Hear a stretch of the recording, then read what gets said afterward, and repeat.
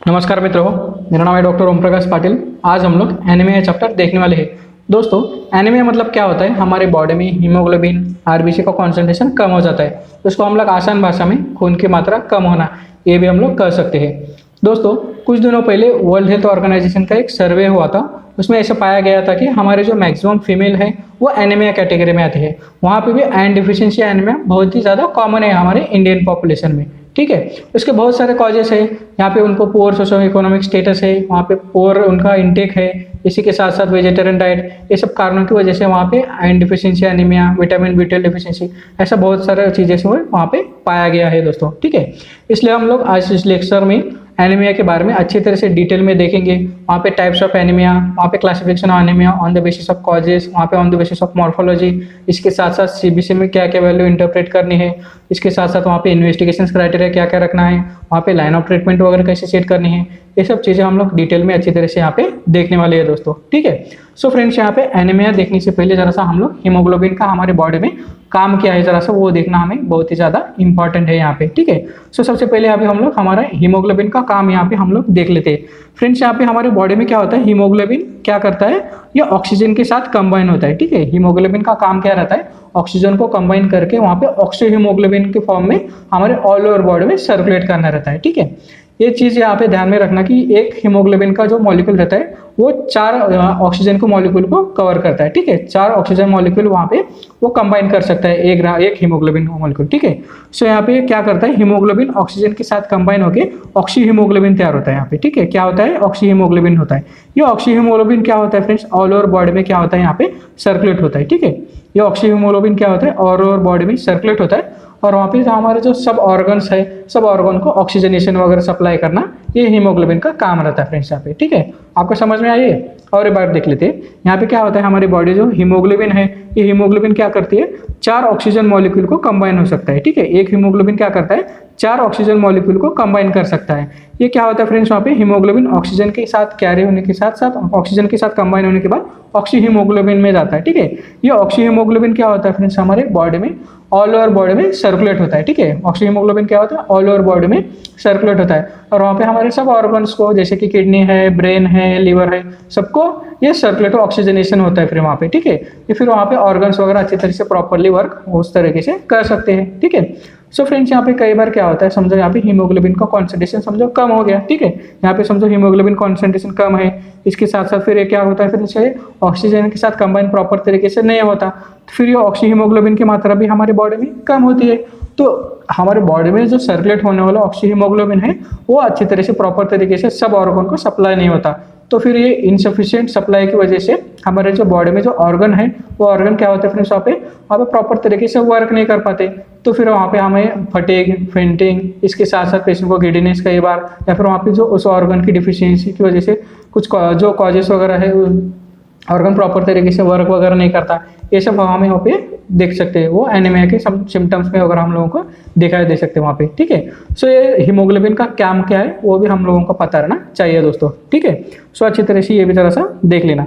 अभी हम लोग एनीमिया की डेफिनेशन वगैरह देख लेते हैं। ठीक है, एनीमिया मतलब क्या है फ्रेंड्स, यहाँ पे डिक्रीज इन आरबीसी काउंट। ठीक है, डिक्रीज इन आरबीसी काउंट मतलब हमारे जो रेड ब्लड सेल्स काउंट है वो डिक्रीज हो जाते हैं। इसके साथ साथ decrease in RBC, decrease in haemoglobin and haematocrit values resulting in lower ability of the blood to carry oxygen to the body tissue. ठीक है, इसका रिजल्ट क्या होता है, फिर हमारे बॉडी में जो ऑक्सीजनेशन की मात्रा कम हो जाती है फ्रेंड्स वहाँ पे। ठीक है, anaemia is one of the most common disease, जैसे कि हम लोगों ने थोड़ी देर पहले देखा कि सबसे कॉमन डिसीज है हमारे इंडियन पॉपुलेशन में।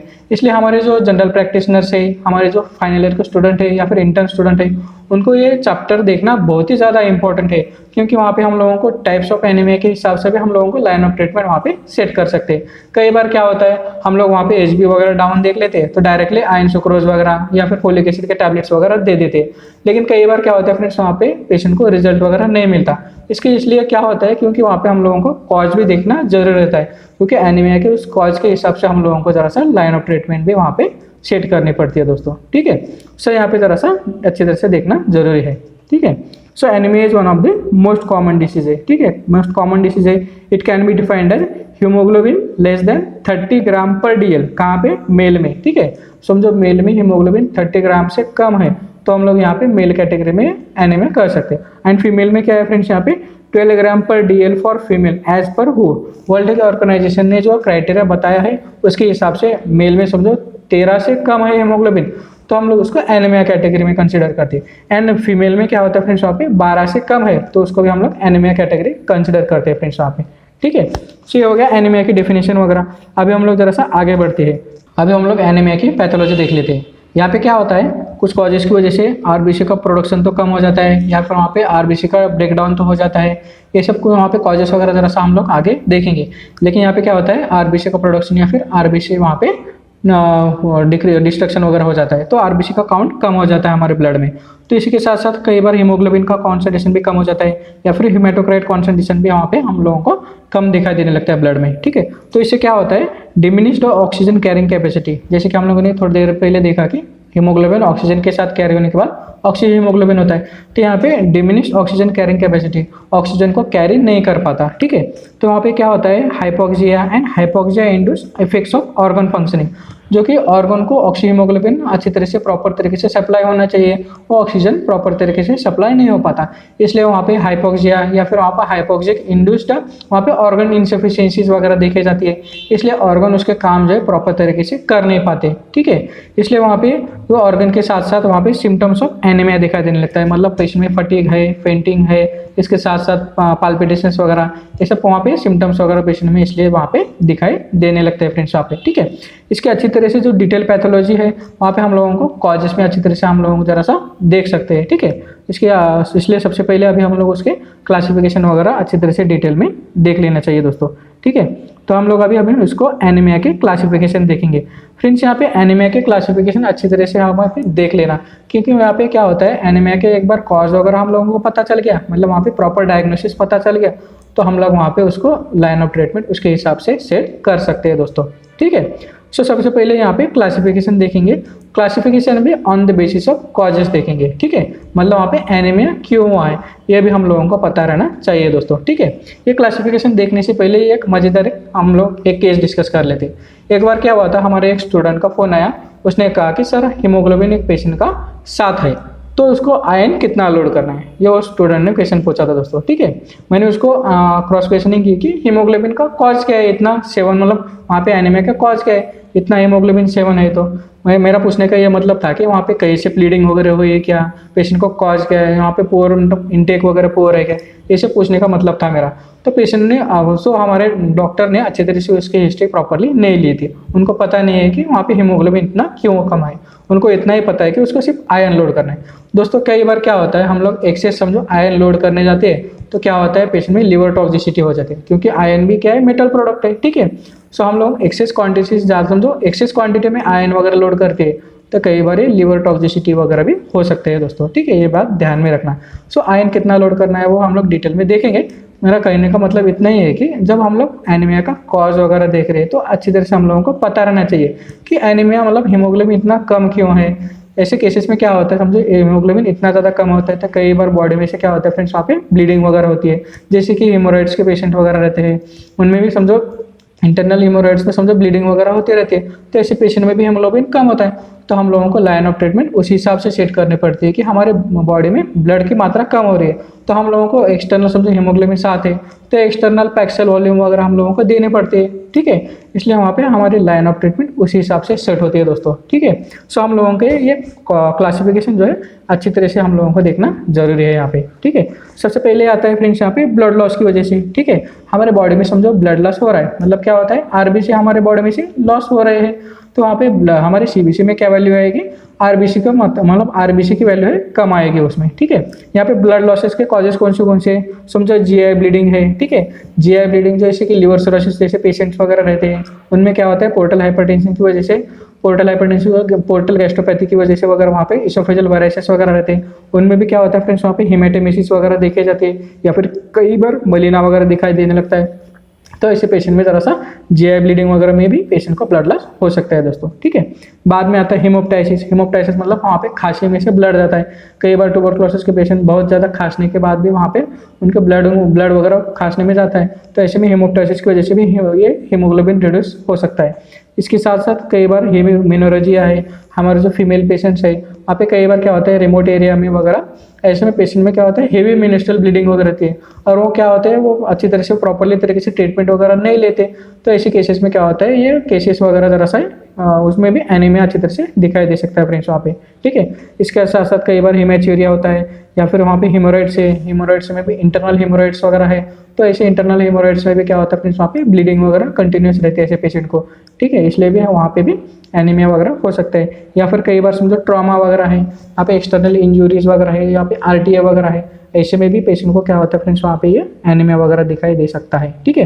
ये ब्लड लॉस की वजह से वहाँ पे हम लोगों को ये एनीमिया दिखाई देता है। इसमें क्या होता है फ्रेंड्स वहाँ पे आरबीसी के साथ साथ हीमोग्लोबिन वगैरह भी हम लोगों को कम दिखाई देने लगता है, ठीक है। यहाँ पे आरबीसी के साथ साथ हीमोग्लोबिन कम होता है, मतलब वहाँ पे आरबीसी की टोटल क्वांटिटी वहाँ पे कम दिखाई देती है, ठीक है। बाद में अभी हम लोग देख लेते हैं इनएडिक्वेट प्रोडक्शन ऑफ नॉर्मल आरबीसी, ठीक है। मतलब वहाँ पे नॉर्मल आरबीसी का प्रोडक्शन प्रॉपर तरीके से नहीं होता।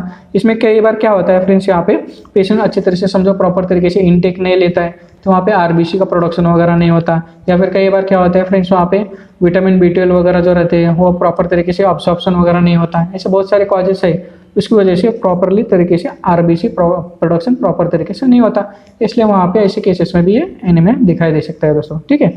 इनमें क्या होता है सबसे पहले डिक्रीज इनटेक देखेंगे, ठीक है। Patient poor socio economic status है, या फिर वहाँ पे वेजिटेरियन डाइट है, या फिर इसके साथ साथ फास्ट वगैरह है, जो फीमेल पेशेंट ज़्यादा से ज़्यादा फास्ट वगैरह पकड़ते हैं, ऐसे पेशेंट में भी क्या होता है नरिशमेंट प्रॉपर तरीके से नहीं होता, तो ऐसे केसेस में भी हम लोग ये हीमोग्लोबिन कॉन्सेंट्रेशन कम दिखाई देने लगता है दोस्तों, ठीक है। डिक्रीज इंटेक मतलब poor socio economic status leading to malnourishment, ठीक है, जैसे कि माल नरिशमेंट। वेजिटेरियन डाइट, यहाँ पे वेजिटेरियन डाइट का क्या है इंपॉर्टेंस फ्रेंड्स, यहाँ पे विटामिन B12 जो है, विटामिन B12 डिफिशियंसी मैक्सिमम पाई जाती है ऐसे वेजिटेरियन पेशेंट में वगैरह, क्योंकि वहाँ पे जो विटामिन B12 का सोर्स वगैरह अच्छी तरह से जो वहाँ पे नॉन वेजिटेरियन में अच्छी तरह से पाया जाता है, ठीक है। इसलिए वहाँ पे जो वेजिटेरियन पेशेंट जो है वो वेजिटेरियन में सबसे ज़्यादा विटामिन B12 डिफिशियंसी पाई जाती है दोस्तों वहाँ पे, ठीक है। इसके साथ साथ समझो वहाँ पे डिक्रीज अब्सॉर्प्शन है, समझो वहाँ पे पेशेंट अच्छी तरह से इंटेक ले रहा है लेकिन वहाँ पे हमारे बॉडी में अब्सॉर्प्शन प्रॉपर तरीके से नहीं हो रहा है, तो ऐसे केसेस में भी हीमोग्लोबिन हमारे बॉडी में कम दिखाया जाता है, ठीक है। ये डिक्रीज अब्सॉर्प्शन क्यों होता है, कई बार क्या होता है समझो अपर जीआई पैथोलॉजी है, समझो वहाँ पे गैस्ट्रेक्टोमी की है, समझो पेशेंट के कुछ कॉजेस की वजह से वहाँ पे ऑपरेशन में गैस्ट्रेक्टोमी वगैरह की है, तो वहाँ पे एरिया कम है ना अब्सॉर्प्शन के लिए, तो ऐसे केसेस में भी ये हम लोगों को अब्सॉर्प्शन प्रॉपर तरीके से एरिया कम है, इसलिए भी एनीमिया दिखाई देने लगता है। इसके साथ साथ समझो कुछ मेडिकेशंस है, मेडिकेशन में समझो एंटासिड्स है। एंटासिड क्या करते हैं फ्रेंड्स, वहाँ पे एंटासिड जो है हमारे बॉडी में समझो जो इंट्रिंसिक फैक्ट जो हमारे एंटासिड क्या करते हैं हमारे जो बॉडी में आयरन डिफिशियंसी, आयरन जो है आयरन मेटाबोलाइज करने के लिए हमारे बॉडी में एसिड्स ये रहता है इंपॉर्टेंट रहता है, ठीक है। हमारे समझो खाना खाने के बाद जो एसिड्स वगैरह रहते हैं वो हमारे खाना खाने में पचाने में मदद करते हैं, समझो एंटासिड्स की वजह से एसिड प्रोडक्शन कम हो गया, तो ऐसे केसेस में क्या होता है एंटासिड की वजह से एसिड प्रोडक्शन कम होता है, तो ऐसे में आयरन का जो अब्सॉर्प्शन होता है आयरन का अब्सॉर्प्शन लो होता है, इसलिए एंटासिड की वजह से आयरन डिफिशियंसी एनीमिया कॉमन पाया जाता है। जो बहुत सारे ऐसे पेशेंट रहते हैं कि वो कंटिन्यूस एंटासिड्स वगैरह लेते रहते हैं, उनमें ये मैक्सिमम आयरन डिफिशियंसी एनीमिया देखा जाता है दोस्तों, ठीक है, क्योंकि वहाँ पे एसिड ही नहीं रहता आयरन का अब्सॉर्प्शन करने के लिए, तो ऐसे केसेस में ज़रा सा एंटासिड की वजह से भी ये हम लोगों को ये सब चीज़ें ज़रा सा ये एनीमिया दिखाई दे सकता है, ठीक है। बाद में आता है decrease erythropoietin production in CKD, ठीक है। फ्रेंड्स एक बात ऐसे हम लोगों ने पहले भी देखा है कि हमारे जो किडनी है सम एंडोक्राइन फंक्शन करती है, ठीक है, क्या है सम एंडोक्राइन फंक्शन काम करती है, मतलब वहाँ पे जो हमारे जक्स्टाग्लोमेरुलर सेल्स जो है किडनी के, ठीक है, जक्स्टाग्लोमेरुलर सेल्स जो है किडनी के वो क्या करते हैं फ्रेंड्स, वहाँ पे इरिथ्रोपोएटिन नाम का हार्मोन सीक्रेट करते हैं, और इरिथ्रोपोएटिन क्या करता है हमारे जो ये बोन मैरो है ना, बोन मैरो को ये स्टिमुलेट कर देता है आरबीसी प्रोडक्शन के लिए, ठीक है, ये बोन मैरो को स्टिमुलेट करता है आरबीसी प्रोडक्शन के लिए, उसकी वजह से आरबीसी प्रोडक्शन वगैरह अच्छी तरह से होता है। लेकिन एक CKD या फिर वहाँ पे एंड स्टेज रेनल डिसीज के जो पेशेंट है वहाँ पे क्या होता है फ्रेंड्स, वहाँ पे इरिथ्रोपोएटिन सीक्रेट नहीं होता, तो इसके कॉजेस की वजह से भी ये पेशेंट में या एनीमिया वगैरह दिखाई दे सकते हैं दोस्तों, ठीक है। ये हो गया इनएडिक्वेट प्रोडक्शन ऑफ नॉर्मल आरबीसी। अभी हम लोग आगे बढ़ते हैं एक्सेस डिस्ट्रक्शन ऑफ आरबीसी, ठीक है। वहाँ पे हमारे बॉडी में कई बार क्या होता है, जो आरबीसी का एक्सेसिव डिस्ट्रक्शन हो जाता है। हमारा आरबीसी का डिस्ट्रक्शन कहाँ होता है फ्रेंड्स, वहाँ पे स्प्लीन में होता है। आरबीसी के नॉर्मल लाइफ स्पैन कितने, 120 डेज, ठीक है। कुछ ऐसे कॉजेस है यहाँ पर, कई बार क्या होता है, समझो आरबीसी की अब नॉर्मल प्रोडक्शन वगैरह है, जैसे कि फॉर एग्जांपल समझो वहाँ पे मेगालोब्लास्टिक एनीमिया वगैरह है, तो ऐसे केसेस में क्या होता है, आरबीसी की साइज बढ़ जाती है, ठीक है।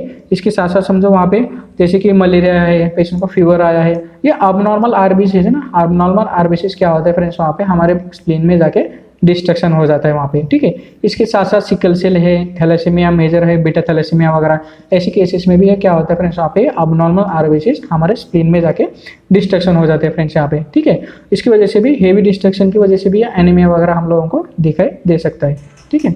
Excessive destruction of RBCs, excessive destruction में समझो पेशेंट में हिस्ट्री ऑफ फीवर या फिर हिस्ट्री ऑफ जॉन्डिस वगैरह रहता है, क्योंकि वहाँ पे एक्सेसिव डिस्ट्रक्शन होने की वजह से वहाँ पेशेंट को जॉन्डिस वगैरह भी दिखाई दे सकता है फ्रेंड्स वहाँ पे, ठीक है। Acute blood loss due to haemolysis है, और blood loss due to malaria, thalassaemia, sickle cell वगैरह, जैसे कि हम लोगों ने देखा कि पेशेंट को क्या होता है, हिमोलिसिस होता है। ये सब कैटेगरी क्या है, हिमोलाइटिक एनीमिया वगैरह अगर जा सकते हैं फ्रेंड्स यहाँ पे, ठीक है। जैसे कि हम लोगों ने अभी देखा कि स्प्लीन में ज़्यादा उसका डिस्ट्रक्शन वगैरह होता है अब नॉर्मल आरबीसी का, इसकी वजह से भी ये एनीमिया वगैरह हम लोगों को दिखाई दे सकता है दोस्तों, ठीक है।